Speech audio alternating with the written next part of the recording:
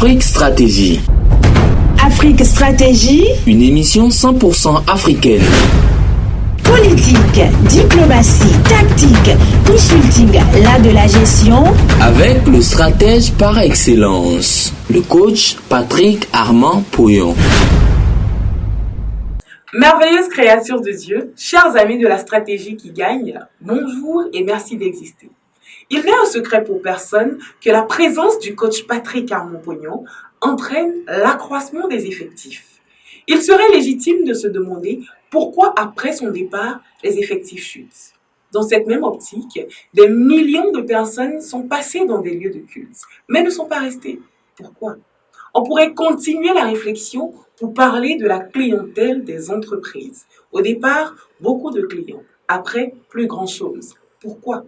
Chers amis de la gagne, voilà la problématique de cette émission spéciale d'Afrique Stratégie. C'est tout de suite depuis le studio Augustine Ananatou Adamo et avec comme invité le coach Patrick Armand Pouillon. C'est juste après ceci.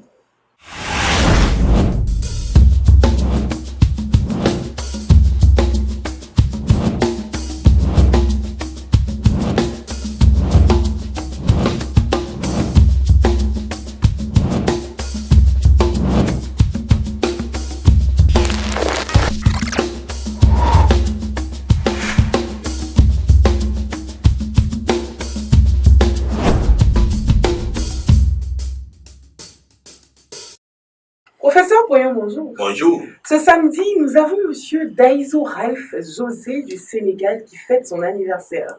Dimanche, c'est le tour de Ouattara Farima du Burkina Faso. Lundi, c'est Dossou Fabienne qui est à l'honneur. Quel est le degré du coach Pouillon? Je voudrais leur dire d'abord combien ils sont importants à mes yeux, importants aux yeux des ambassadeurs de développement et importants pour Dieu. Ils sont très importants pour moi. C'est des personnes avec qui j'ai eu un parcours personnel, un parcours dans notre organisation pour certains. Je voudrais leur dire combien c'est avec une joie au cœur que je leur décrète un joyeux anniversaire. C'est avec une joie au cœur que je leur décrète un décollage fulgurant dans tous les domaines de leur vie. C'est avec une joie au cœur que je décrète qu'ils sentiront Dieu de plus en plus dans leur santé, dans leurs affaires, dans leur foyer, dans leur vie, dans la vie de leurs enfants. Oui, que le meilleur commence maintenant dans tous les domaines de votre vie. Nous vous aimons tellement. Joyeux anniversaire. Samedi dernier eut lieu au Bénin, à Cotonou, la journée des gens heureux sur le thème « Le pouvoir de la communication ». Que peut-on retenir? Ah, si cette journée n'avait pas existé, il fallait la créer. Ça a été une journée extraordinaire. Les amis, je vais vous dire ceci. Comment vous pouvez imaginer qu'on se retrouve dans un hôtel, la clim ne marche pas, et ça n'a gêné personne.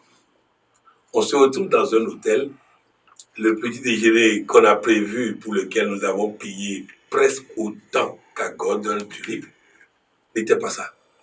Le déjeuner n'était pas ça. Mais je vous assure, personne n'avait de problème avec ça. Parce que ce qui se passait là était tout simplement divin. Mais comme je tiens toujours à satisfaire au maximum ceux qui nous font confiance, nous avons passé une belle journée d'abord dans le pouvoir de la communication, une belle journée qui m'a transformé, qui a transformé mon épouse, qui a transformé ma fille, qui a transformé les participants.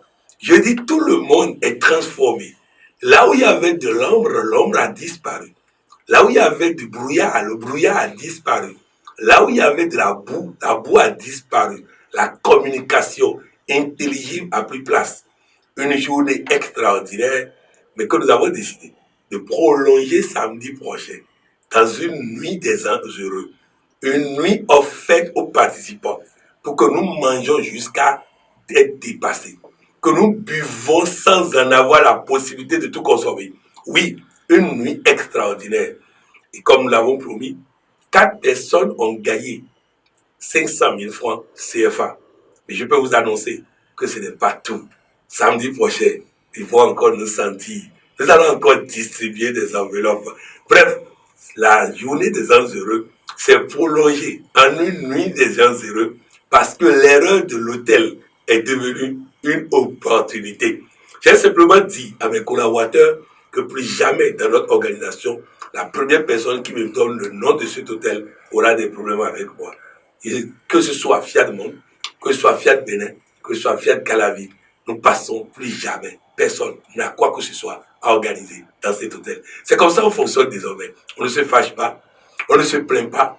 En fait, on transforme tout en opportunité, mais après ça, on fait en sorte de ne plus créer les conditions pour qu'on nous gifle. C'est formidable, coach Pognon. Mais il y a certaines personnes qui sont loin du Bénin. Que peut faire Atikwe Messa pour ces personnes-là, pour qu'ils puissent profiter de ce puissant thème? Je vous avoue que tout au long de la journée, je me disais que faire pour ses amis en France, en Europe en général, au travers de l'Afrique, aux États-Unis, qui ont besoin du pouvoir de la communication.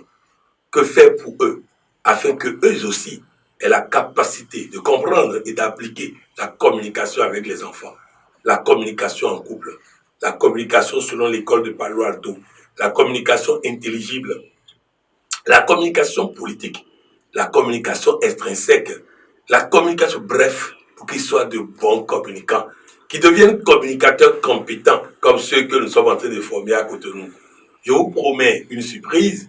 Je vais d'abord travailler avec mes collaborateurs sur les timings, sur les calendriers. Nous démarrons le 5 prochain une formation en licence.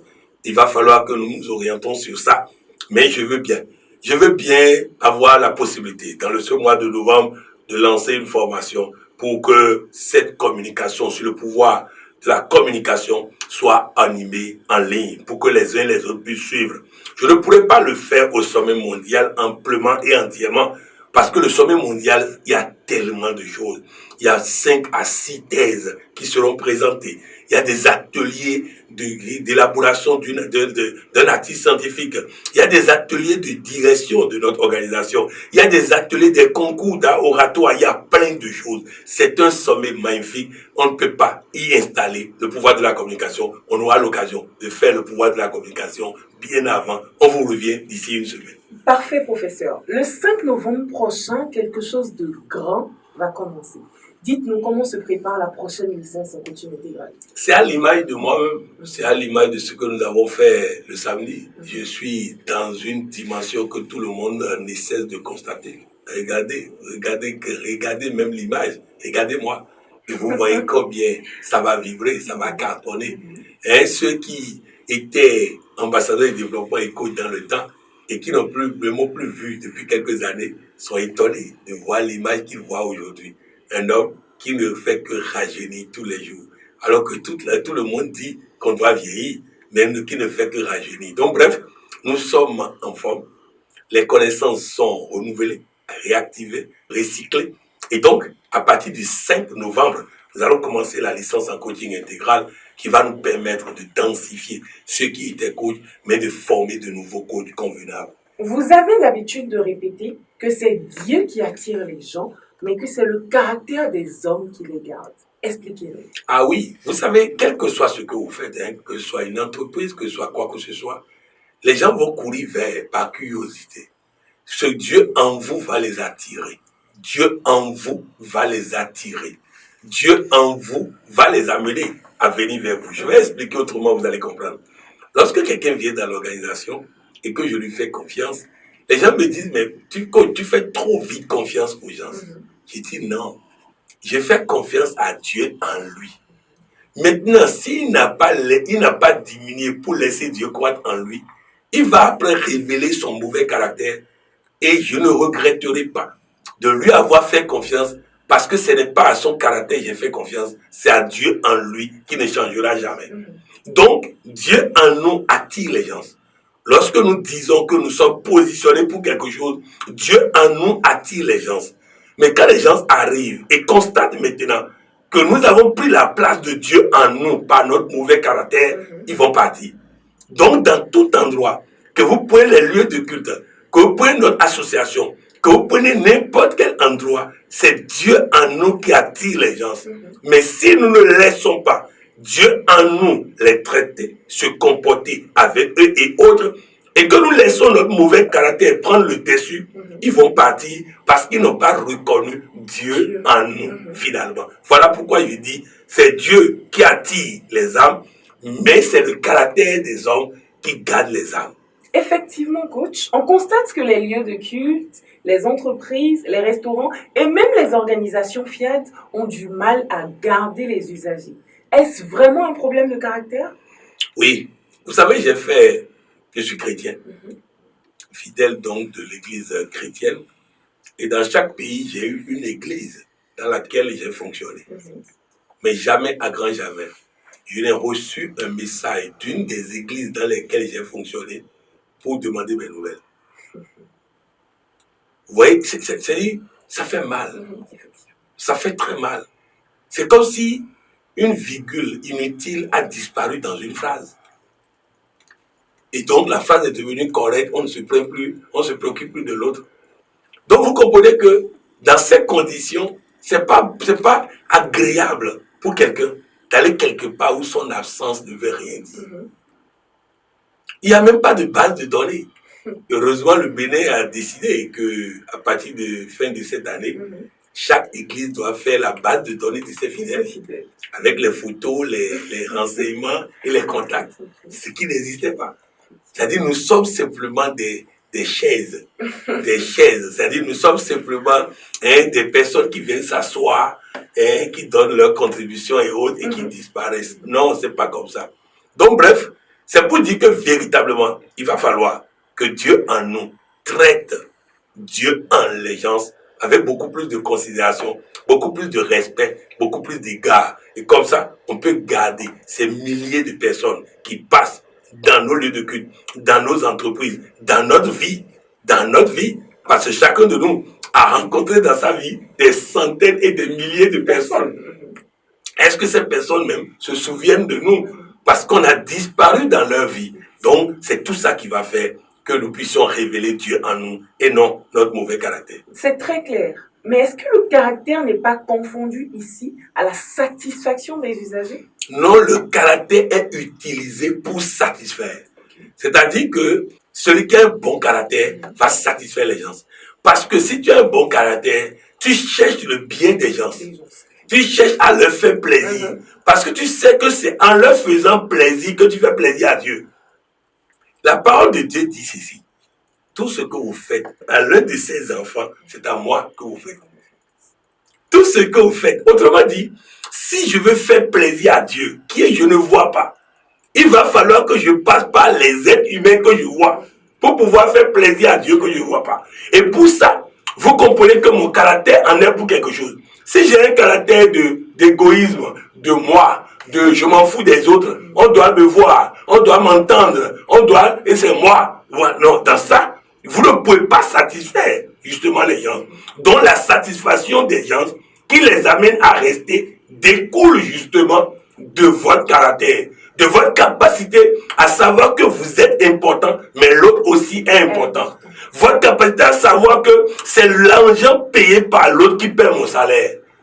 C'est l'argent payé par l'autre en tant qu'entreprise qui paie mon salaire. C'est le bon et la contribution des fidèles de l'église qui paie mon salaire. Donc vous comprenez que c'est très important. Si je n'ai pas compris qu'en tant que leader, je suis en fait le serviteur des autres, alors là, je ne peux pas les satisfaire. Et comment comprendre que je suis le serviteur si mon caractère ne s'y prête pas? Allons même en politique. Vous allez voir que les partis politiques n'ont même pas un souvenir des militants de ce parti politique. C'est pareil, c'est dans la vie en général. Et vous allez constater que celui qui ne réussit pas à garder les âmes dans une église ne réussira pas à garder les âmes à la Fiat, ne réussira pas à garder les âmes dans une entreprise, ne réussira pas à garder les âmes politiquement. C'est la même chose, c'est le même caractère là qui se révèle. C'est le même caractère qui se révèle. Donc politiquement, il est bon qu'on puisse se souvenir des gens. Je vais vous donner un exemple concret, vous allez comprendre. Je suis arrivé à la polyclinique à Tikamen. J'avais 24 ans, dans les années 95 par là, 95-97. Je suis arrivé dans cette organisation et dans cette entreprise. Et tout de suite, j'ai constaté que le logiciel installé dans la maison a gardé les contacts des clients. j'ai constaté qu'il y a des personnalités, parce que c'est une entreprise ou une clinique où seules les personnalités pouvaient arriver, parce qu'on était un peu cher. Donc, j'ai vérifié, j'ai constaté qu'il y a des personnalités qui sont venues se faire soigner et qui ne sont pas revenues. Alors, j'ai commencé par prendre mon téléphone pour les appeler. Bonjour, je suis le DAF de la politique Gatika, mais j'ai constaté que vous êtes passé une fois pour faire soigner, on ne vous a pas vu. Qu'est-ce qu'on a fait? Il y a un monsieur qui dit, vous n'avez rien fait de mauvais. Je suis venu, j'ai été satisfait. Le seul problème, c'est que j'étais avec mon enfant. Et comme c'est moi qui étais malade, tout le monde s'est occupé de moi et pas de mon enfant. Alors que quelques jours après, sa maman souffrante est allée dans une autre clinique où la secrétaire a passé du temps à donner du gâteau à ma fille, des bonbons à ma fille. Alors, dès que quelqu'un tombe malade à la maison, elle exige qu'on aille là-bas pour qu'elle puisse avoir ses cadeaux. Donc, ça n'a rien à voir avec vous. Alors, j'ai dû lui dire, bon, voilà ce qu'on va faire. La prochaine fois, insistez pour venir et je vous promets que votre fille va toujours vous amener chez nous. Et c'est comme ça que j'ai regardé ces clients. Un autre client m'a dit, j'étais venu chez vous, j'ai été bien traité, mais le médecin qui m'a soigné avait les ongles sales. Et je ne peux pas confier ma santé à quelqu'un qui n'a pas d'hygiène. Vous voyez? Donc, j'ai promis de régler. On appelle ça la prise de congé. Pour une petite parenthèse, lorsqu'on parle de accueil, beaucoup de personnes enseignent l'accueil comme une prise de contact, c'est-à-dire ce qui se passe au secrétariat et autres quand la personne arrive. C'est la première étape de l'accueil, c'est la prise de contact. Mais après, il y a la prise en compte. Ce pourquoi il est arrivé fait partie de l'accueil. C'est pourquoi il parle des ongles. Parce qu'il est venu pour se faire soigner. Ça aussi, ça fait partie de l'accueil. Et ce n'est pas tout. Il y a la troisième partie de l'accueil qui consiste maintenant en prise de congé. Au moment où il partait, est-ce que quelqu'un lui a parlé pour savoir s'il est satisfait afin de corriger? Un exemple encore, dans ce sens, j'étais à Ouagadougou, je suis rentré dans un supermarché, à 22 heures, et la secrétaire, en tout cas celle qui sait, me dit, monsieur, il est 22 heures, nous faisons à 22 heures, je ne peux pas vous servir. Alors je fais demi-tour, et je sors et je rencontre un monsieur. Et il dit, monsieur, vous êtes satisfait de votre passage chez nous? Et je dis, bon, comment satisfait? J'arrive pour acheter, et elle me dit qu'il est l'heure, et elle ne peut plus me servir. Le monsieur en question était le propriétaire. Donc il dit, revenez avec moi. On rentre, et elle se met maintenant à saluer le monsieur avec tout le respect et tout. Et le monsieur dit, tu as vendu pour combien depuis le matin? Elle dit, rien. Et tu refuses? Elle n'a rien vendu depuis le matin. Mais elle refuse de prendre un client sous prétexte qu'il est l'heure. Et ça va vous étonner, on a ça plein dans nos services. Des gens qui prennent, le sac est prêt avant que l'heure ne sonne. Et dès que l'heure sonne, on prend le sac, on s'en va. Et on connaît ça. On connaît ça beaucoup. Donc bref, on dit par exemple, il faut être au boulot à 8 heures. Vous allez voir que la plupart des employés arrivent au bureau à 8 heures. Pas c'est faux. Quand on dit que le bureau commence à 8 heures, ça veut dire que l'employé a fini tout, est prêt à servir le client à 8 heures. Ça veut dire qu'il vient avant et il est prêt à servir le client à 8 heures. C'est ça, commencer le boulot à 8 heures. Ce n'est pas arriver à 8 heures, commencer par balayer. Ce n'est pas arriver à 8 heures, commencer par préparer son bureau. Non. Ça veut dire qu'à 8 heures, je peux recevoir le premier client. C'est ce que cela veut dire. Donc vous comprenez, si nous prenons de façon transversale, dans tous les domaines de la vie, sur le plan politique, sur le plan religieux, sur le plan associatif, sur le plan entrepreneurial, si nous ne changeons pas notre seul caractère de moi et moi, et que nous ne nous tournons pas vers la satisfaction des autres, Dieu va les envoyer, mais nous ne pourrons pas les garder. Alors, coach, vous avez déjà commencé à nous répondre, mais pour plus de précision, que devons-nous faire pour garder les gens que Dieu nous a confiés, nos clients ou toute autre personne qui se retrouve en relation avec nous? Que veut l'homme? Tout homme veut l'une ou l'autre de ces deux choses. Il veut augmenter son plaisir ou diminuer sa souffrance. Tout être humain veut augmenter son plaisir ou diminuer sa souffrance. Alors si vous pouvez faire en sorte que vous soyez positionné, soit pour augmenter son plaisir, soit pour diminuer sa souffrance, vous gagnez. Maintenant, écoutez bien. Ce n'est pas les mêmes personnes qui aiment augmenter leur plaisir. Ce n'est pas les mêmes personnes qui aiment diminuer leur souffrance. Si vous êtes avec quelqu'un qui aime diminuer sa souffrance et que vous lui promettez qu'il aura plus de plaisir en venant chez vous, il ne vient pas. Si vous rencontrez quelqu'un qui aime augmenter son plaisir et que vous lui promettez de diminuer sa souffrance, il ne viendra pas. Et faites l'exercice à la maison. Vous allez constater que nous ne savons même pas si nos enfants fonctionnent au plaisir ou à l'évitement. Nous ne savons même pas. Alors que nous devons étudier ça d'abord pour nos enfants, ensuite pour notre conjoint, ensuite pour nos usagers. Lui, il fonctionne à quoi? Lui, il fonctionne à quoi? Lui, il fonctionne à quoi? Et donc, je varierai l'offre pour que chaque catégorie de personnes puisse être satisfaite, chaque catégorie de personnes puisse trouver son compte. Donc, c'est très important, les amis. Faites en sorte que les gens augmentent leur plaisir ou diminuent leur souffrance en venant chez vous. S'ils ont quitté quelque part pour chez vous, s'ils ont quitté une entreprise pour chez vous, s'ils ont quitté le lieu de culte pour chez vous, s'ils ont quitté un truc pour un autre, c'est parce qu'ils ne sont pas satisfaits là-bas. S'ils ne sont pas satisfaits ici, ils vont encore aller ailleurs. S'ils ne sont pas satisfaits là-bas, ils iront ailleurs. Ayez pour seul objectif la satisfaction et travaillez pour ça. Faites en sorte que les gens se sentent importants, reconnus et appréciés à vos yeux, dans vos discours, dans vos faits et gestes, et ils seront avec vous. Faisons un pas dans le concret. Je suis président d'organisation FIAD. Les gens ne viennent pas aux rencontres. Je fais comment? D'abord, il y a deux choses. Il y a des organisations qui n'ont pas encore une base de données. C'est-à-dire que ça vient de naître, le code pro n'est pas arrivé, donc il n'y a pas beaucoup de personnes dont on a les contacts. C'est difficile pour eux, parce qu'il faut inventer les gens. Et il faut trouver l'élément pour les attirer. Quel est l'élément pour les attirer? Est-ce que nous avons un grand orateur parmi nous? Est-ce que nous avons... il faut trouver un élément. Et ça, je travaille toujours avec les responsables locaux ou nationaux à trouver l'élément pour attirer. Donc ça, c'est déjà quelque chose. Maintenant, pour ceux qui sont déjà arrivés à nos activités, dont on a les contacts, il va falloir qu'on les amène progressivement, d'abord que nous allons, grâce au comportement d'acquisition, jusqu'à comprendre à quoi ils fonctionnent. À quoi ils fonctionnent. Si je trouve à quoi ils fonctionnent, je vais les amener ailleurs. Je vais vous donner un exemple. Vous prenez par exemple Fiat Ouagadougou.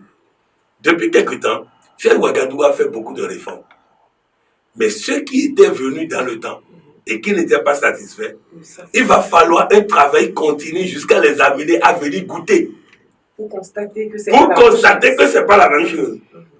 Mais si on reste à ce moment dit, et pourtant on les invite, et pourtant, non, mais ils ne savent pas que ça a changé. Ils ne savent pas que, donc il faut d'abord que nous puissions assaisonner le repas. Faire en sorte que le repas soit agréable. Faire en sorte que le repas soit appétissant. Je vais vous donner des exemples très simples. Je vous ai dit, on est allé à Calavi, on a été déçus. Ce n'est pas seulement de restauration, ce n'est pas seulement de clim. Mais les gérants même nous ont confié qu'il n'y a pas d'argent. Donc l'argent qu'on a donné a été utilisé pour payer les salaires. Donc il n'y a pas d'argent pour acheter ce qu'il faut préparer. Maintenant, il y a certains membres de Calavi qui ont voulu me convaincre de les pardonner. Mais j'ai dit non. Vous devez vous poser la question, est-ce que ce n'est pas parce que certains filles et membres de Fiat Calavi avaient déjà constaté avant nous ce problème qu'ils ne viennent plus? Donc, il faut d'abord corriger le repas. Après avoir corrigé le repas, nous devons trouver les voies et moyens pour demander pardon aux gens du fait qu'on avait mal fait. Reconnaître qu'on avait mal fait. Demander pardon du fait qu'on a mal fait, leur demander de venir goûter. Et dans ce goûter-là, il faut donner. Il faut mettre la main à la poche pour taper, pour leur satisfaction. Quand nous sommes allés à Calavi, nous ne sommes pas satisfaits. S'ils restent là, on n'est pas satisfait. Non, on n'est pas satisfait. Mais le samedi prochain, on va faire le show pour que les gens soient satisfaits. Et on va faire plus que ce qu'on avait pensé. On va sortir l'argent. On va gaspiller l'argent. On va gaspiller l'argent pour notre plaisir. C'est ça. Donc, à partir de cet instant, vous comprenez que les gens ne peuvent pas me quitter. Mais si je leur dis de venir, ils viennent. Ils ne sont pas satisfaits. Je ne sais même pas qu'ils ne sont pas satisfaits. La prochaine fois, je me plains. Vous ne venez pas. Il faut venir. Il faut venir. Mais demandez-lui, que puis-je faire pour que tu viennes? Que puis-je faire pour que tu viennes? Que puis-je faire pour que tu arrives?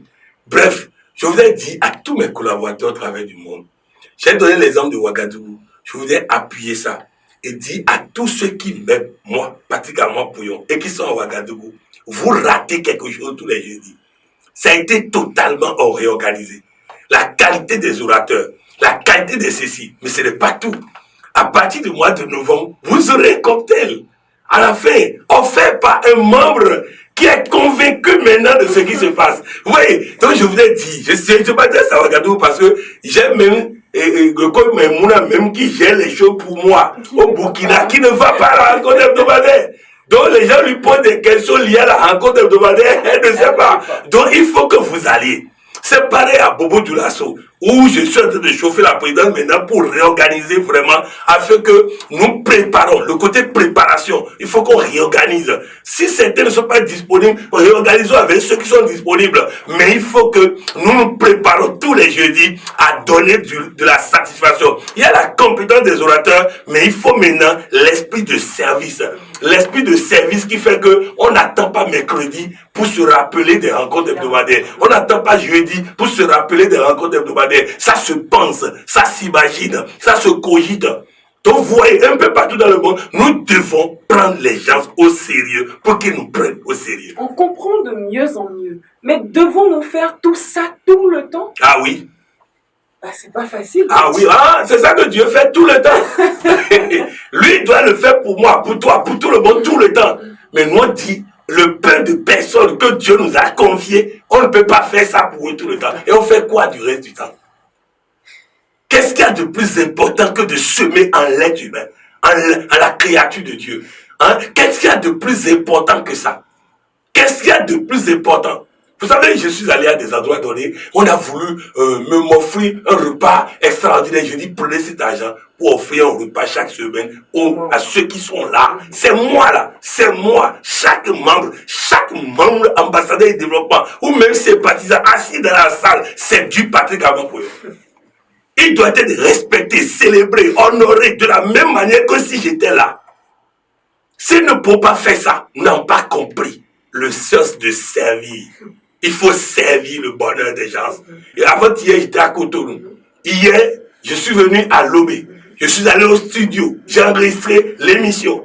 De l'émission, je suis rentré. J'ai fait le webinaire. Du webinaire, je suis passé en conseil d'administration de la TKMSA. Voilà comment on travaille. C'est ça qui donne la jeunesse, la santé, la bénédiction, la prospérité, le bonheur et tout. J'ai des enfants dans beaucoup de pays. Comment Dieu va veiller permanemment sur ses enfants si moi, je ne peux pas veiller sur les créatures qu'il m'a confiées?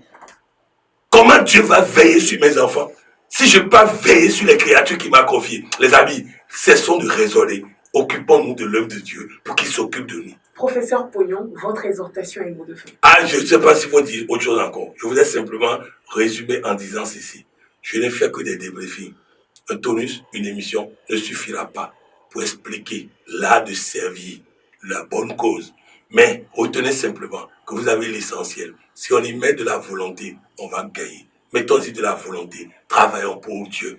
Travaillons pour Dieu à travers ces créatures et nous gagnerons tout. En tout cas, moi, je vais continuer par le faire. Et Dieu fera en sorte de révéler les personnes qui sont prêtes à le faire afin que nous conduisons ensemble l'équipe au sommet. Et je sais que ceux qui m'écoutent, il y a des hommes politiques dedans, il y a des chefs d'entreprise, faites la même chose partout. Les hommes de Dieu, faites la même chose partout. Servez chaque fidèle comme si Dieu lui-même était arrivé et vous gagnerez tout. Ensemble, nous allons tout gagner. Merci, coach. Merci. Afrique Stratégie. Afrique Stratégie. Une émission 100% africaine. Politique, diplomatie, tactique, consulting, l'art de la gestion. Avec le stratège par excellence, le coach Patrick Armand Pouillon.